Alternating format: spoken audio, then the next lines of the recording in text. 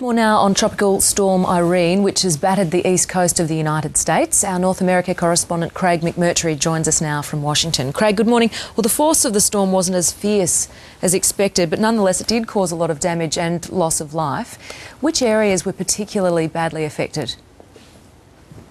Well, good morning, Tam. Yes, New York appears to have dodged a bullet, as the Mayor of New York, Michael Bloomberg, said. There was a lot of focus on New York because, of course, it is America's most populous city. But it looks like New Jersey, Pennsylvania, particularly around Philadelphia, that's been badly hit in New Jersey. The governor there is saying potentially billions of dollars of damage, most of it caused by downed trees that have hit power lines, and some power lines or power poles being snapped in high winds. Now he is saying it will take weeks to clear all the roads and restore power. He's saying there are trees across hundreds of roads.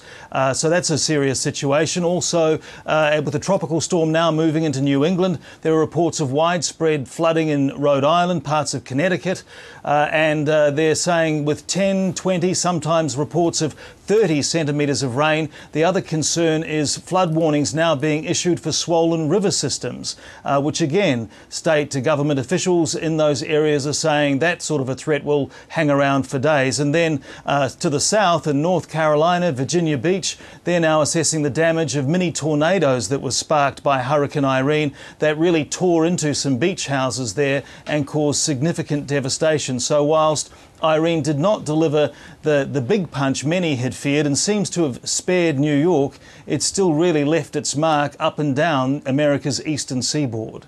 Of course, with power poles breaking and trees into power lines, I'm sure that there would be many millions of people who are without power at the moment. How many people have been affected in the aftermath of the storm? Well, you're right. There are millions. I mean, you only have to look at the local reports on Long Island, for example. They are saying that they have 30 shelters there where people are being fed and spent the night, and they're packed. Thousands of people are there. You hear stories like that all around the country, places where campgrounds have been evacuated and people who decided to ignore evacuation orders and stayed in their homes in places, the upper reaches of the Hudson River, for example, and there was flooding and they weren't able to get out and had to be rescued by emergency crews and brought out by boat, and that they are quite shaken up. There are also reports of some issues with a dam in upstate New York that is apparently leaking, and there are reports of 2 nuclear reactors being taken offline, though that's routine. It happens automatically when the wind gets above a certain level. The other thing that's happening in the aftermath of Hurricane Irene is a lot of officials are being questioned now about whether they did in fact overreact. For example, in New York, Mayor Michael Bloomberg ordered the first ever mandatory evacuations in New York. Now, officials, including the mayor and the director of the Federal Emergency Management Agency here in America, Craig McMurtrie, they are saying that they really had no choice, that in 25% of cases where a serious storm is predicted, there can be significant loss of life.